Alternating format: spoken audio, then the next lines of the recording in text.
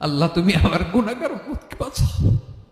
এই দুনিয়ার বুকে রব্বুল আলামিন সব নবীকে একটা করে দাওয়া মুস্তাজাবা দিয়েছেন, মানে যে দোয়া করলে কবুল হয়ে যায় সাথে সাথেই। দুনিয়ার সব নবীরা ওই দোয়াটা দুনিয়ায় করে ফেলেছে। বিশ্বনবী বলবেন, আল্লাহ ওই স্পেশাল দোয়াটা দুনিয়াতে করি নাই, আজকে আমি তোমার দরবারে দাঁড়িয়ে কিয়ামতের দিন ওই দোয়াটা করছি। আল্লাহ আমার যে উম্মতের হৃদয়ে যাররা পরিমাণ ঈমান আছে, আমার একটা উম্মতকেও তুমি জাহান্নামে ঢুকাতে পারবা না।